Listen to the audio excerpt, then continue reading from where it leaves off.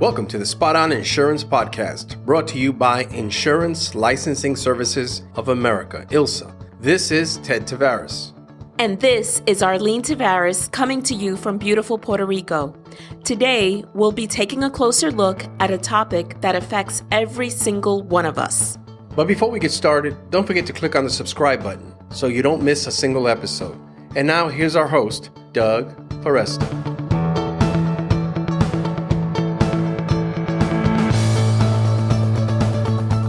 Hello and welcome to Spot On Insurance. This is your host, Doug Foresta. Today with me is Marsha Egan from the Egan Group. She is a professional coach and success strategist, and you can learn more about her at marshaegan.com. Marsha Egan, welcome. Well, it's great to be with you. I love working with insurance people. Awesome. Thank you so much. Yeah, I'm really excited about this episode. I think they're really important. And why don't we get into it? Today's episode is going to be about infusing ethics into your organization. You actually wrote a wonderful article about this, which people can find on your website. But I know that, one of the things that's important is, a high standard of ethical behavior is essential for insurance and financial services industry. And of course, we all want to work for ethical organizations. One of the things you talked about in that article is the three ways that organizations deal with promotion of business ethics. And I was wondering if you could take us through those three ways, perhaps starting with the first one. Well, I'm very happy to. And yeah, ethics is a topic that is not just germane to the financial services industry. It's everywhere. And when you look at organizations, the people at the top and the people running the organizations all say they want ethical behavior. And it's almost how they do it that becomes interesting. I'll use that very non-committal word. But I outlined three different ways that organizations promote business ethics. And the first, or not, the first one is what I call passive ignorance. And what that means is we hope that people are going to be ethical, and we're just going to let it happen because we know everyone who works for us is a good person. And so that is a very passive way to treat or look at the ethics in your organization. And I mean, it's passive, which means you really aren't doing anything. And then the second half of that is ignorance, which is you essentially ignore it and hope it goes away. And Doug, I think and I know that when there's a problem, if you ignore it, it just comes back. Yeah, and I've heard the saying that the five most dangerous words in the English language are maybe it will go away. That's exactly right. And it happens in a lot of different situations, but it happens with ethics. And just as a sidelight, every time anyone talks about ethics, most people groan. They go, oh, I'm ethical. I don't need to go to ethics training. I know the right from wrong. Well, guess what? There are so many things happening these days that are on the line, and it's not black or white anymore, and people have to make choices.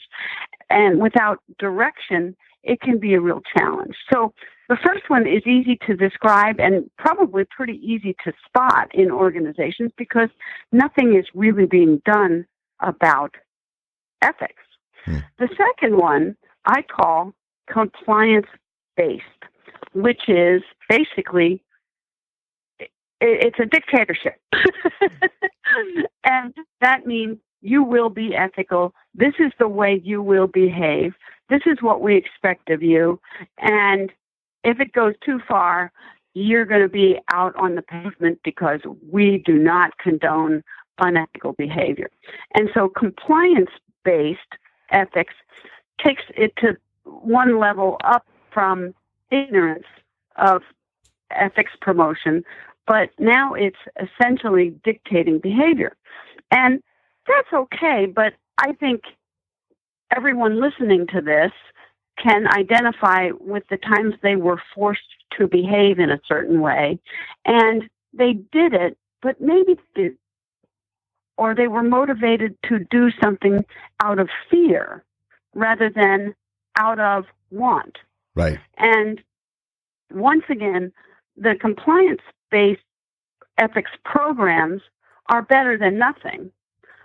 But by the same token, they can't cover every situation. You can't write a 10-page manual on how to behave in every situation. And compliance-based usually involves rules and laws and things like that, compliant behavior. And there are many organizations out there who it ends up being compliance-based, whether it's intentional or not. And but certainly in the insurance industry, because it has so much external regulation, we definitely have a good deal of compliance-based practice for sure. Oh, of course. And there are situations that you can exactly dictate how people are going to behave. But once again, when you get into those gray areas, right, that's when the manual doesn't tell you what to do. So a lot of times, when you think about ethics, a lot of people say, well, if it's legal, then it must be ethical. Well, that ain't always true, because the laws usually are on the edge of ethical behavior rather than in the middle of it. And so the desired way of promoting, and a lot of times, we talk about this in so many things in organizations, but I call it values-based ethics promotion. And what this basically says is, if you understand the values of our organization, then, and you live them and you believe them and your heart is in it and your head is in it, then you'll do the right thing for the organization. And that's where people become motivated to have ethical behavior rather than feeling forced. And I don't know about you, Doug, but when it's my idea, I will do it more than if somebody tells me what to do. Right. It's more of an internal. It's more of an internal push. That actually is a good segue into a question I had about the follow-up about values-based ethics, which is that, what works better? Is it top-down development of ethics statement from leadership, or is it bottom-up? In your experience, how does that work best? Yes. Yes, I like that. When you talk about motivation in general, not specifically with an ethics program, but any kind of motivation that really works is one where people are internally motivated. And whatever you might do in any organization to motivate positive behavior or motivate energy around a project or to motivate people expanding their education to be able to move up, anything like that, whatever works there can work in promoting ethics in your organization. And it's usually a combination of the two. The leadership needs to let everybody else know that it's important. And yet there's the challenge of energizing the rest of the organization to take it on and see it as its own. And that's leadership 205. That's one of the things that every organization is looking to achieve. And it also applies when you're trying to infuse ethics into your organization. Doing things that help people want to be ethical and to want to do the right thing and to treat the customer well and to not go around the laws and to behave in ways that complement what the values of the whole organization are, because people want to do it, it's the target to me. And so I may have gone on and on there a little bit, but I think that's great. I have, I was wondering as you were saying that, do you have any thoughts about millennials? I know there's been a lot said about millennials in the workplace, and how to ensure buy-in from millennials who often find, corporate value statements or traditional mission statements to be trite or faked. Can you say a little bit about perhaps how it might engage millennials in this values-based ethics? Well, it's an interesting topic, and I've spent a lot of time working on this and thinking about it. And I actually worked with a client in the last few months where they brought millennials in with the non-millennials to talk about what motivates them. And they all agreed that the same thing motivates them, and that is feeling part of something. So they may react a little bit more notably or violently to being given a list of, these are our values. Why our value is customer first, or why our value is we are not going to violate the law in any way, any shape, any form. And, on and on, the various topics that come up when you talk about ethics. So the challenge is to sell people on our value is integrity, our value is trust, and to have managers and leaders reward people when they exhibit those kinds of behaviors. And that's when we become one. I got very heady about that, but motivation is an interesting topic, but as I said a little bit earlier in this cast, when it comes from within, then I call it's pull motivation. It makes you want to do it.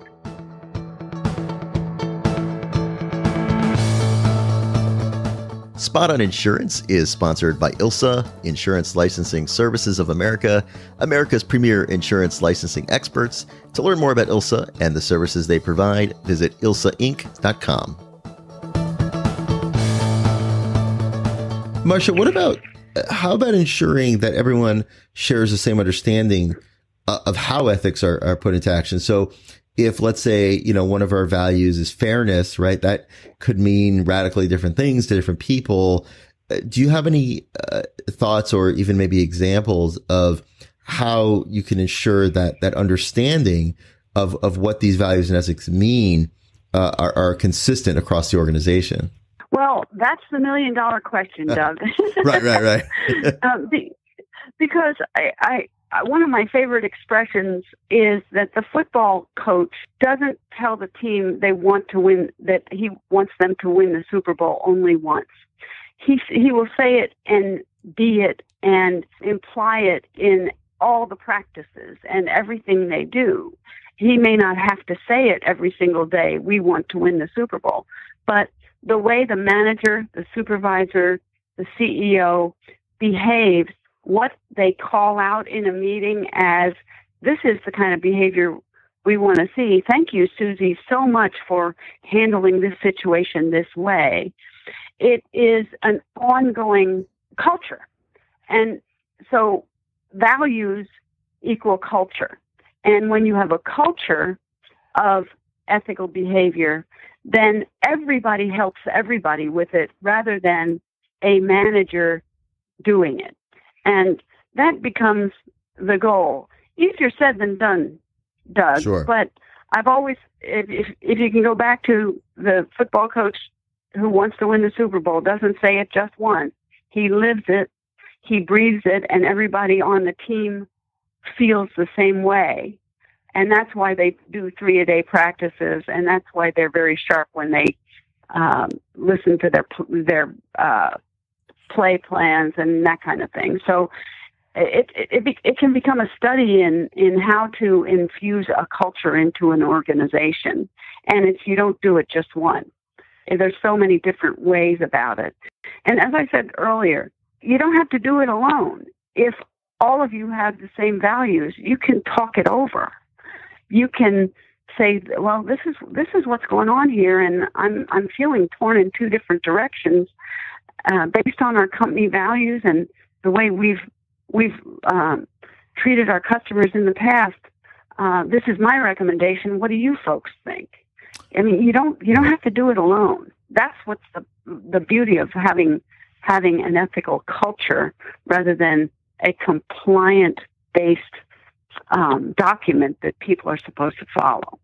Well, thank you so much for that. My last question to you here is, you had mentioned about the example of the leader, saying, look at Susie or whatever, this is what she did, and using kind of case studies, ethical behavior.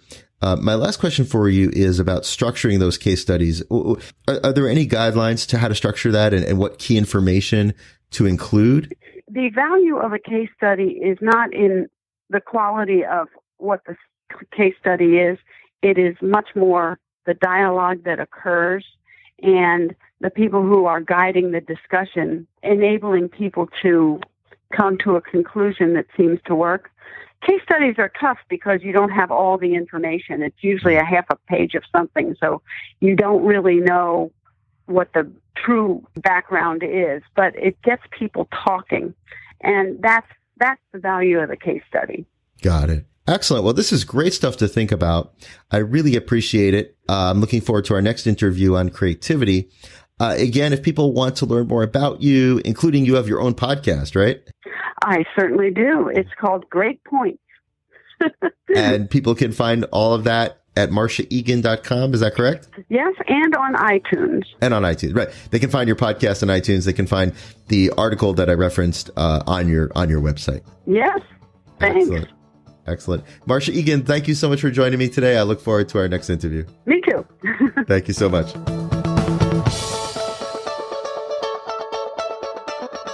By the way, our show notes and bonus resources can be found on spotoninsurance.com. Subscribe now so you don't miss a single episode. Thanks for joining us. And don't forget, we'll be answering this week's podcast questions at Spot On Insurance Facebook Live, Fridays at 11 a.m. Eastern.